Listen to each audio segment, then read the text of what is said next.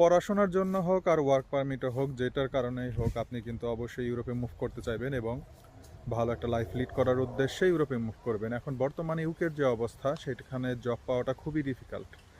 আর ইউকেতে স্টুডেন্ট ভিসায় আসতে আপনি 3টা সেমিস্টার পান, জানুয়ারি, মে আর হলো সেপ্টেম্বর। এই 3টা ইনটেকের মধ্যে সেপ্টেম্বর ইনটেকটা সবচাইতে বড়, আর আমি সাজেস্ট করবো সেপ্টেম্বর ইনটেকেই আসার জন্য। কারণ সেপ্টেম্বরে যখন আপনি আসবেন তখন ক্রিসমাসের সময় থাকে, জব অপরচুনিটি বেশি থাকে।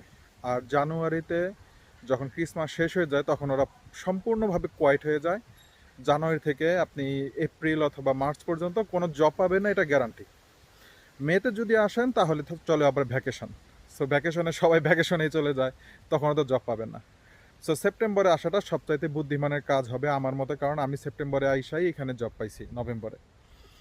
সো আপনি যখনই আসেন সেটার প্র্যাকটিক্যাল একটা এক্সাম্পল নেওয়ার জন্য আমার সাথে যোগাযোগ করতে পারেন যে এখন কী অবস্থা ইউকেতে। আপনি যদি এক্সাম্পল দেই, আমি জানুয়ারি থেকে এই জুন পর্যন্ত প্রতি সপ্তাহে 40 থেকে 45 আওয়ার কাজ করছি। আমাদের রেস্টুরেন্টটা 2টা থেকে রাত 10টা পর্যন্ত খোলা থাকে। সো কাস্টমারের অভাবে নেক্সট উইকে ওরা 2টার বদলে 5টা থেকে শুরু করতেছে, 5টা থেকে 10টা পর্যন্ত খোলা রাখবে, কাস্টমার নাই দেখে। এখন আপনি এমনিই বুঝতে পারতেছেন, আমি যে রেস্টুরেন্টে কাজ করি সেটা ক্যারিবিয়ান রেস্টুরেন্ট, আর বার্মিংহামে এইটা 3বার প্রথম হয়েছে রেস্টুরেন্টের দিক দিয়ে।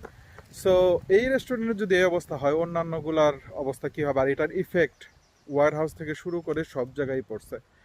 সো আমার মনে হইতেছে সেপ্টেম্বর আসলে, ক্রিসমাসের আগে আসলে আপনার জব অপরচুনিটি বেশি থাকবে, প্লাস ইনকাম করার প্রবণতাটাও বেশি থাকবে। সো চিন্তা ভাবনা করে দেখেন যে আপনি কোন ইনটেকে আসবেন।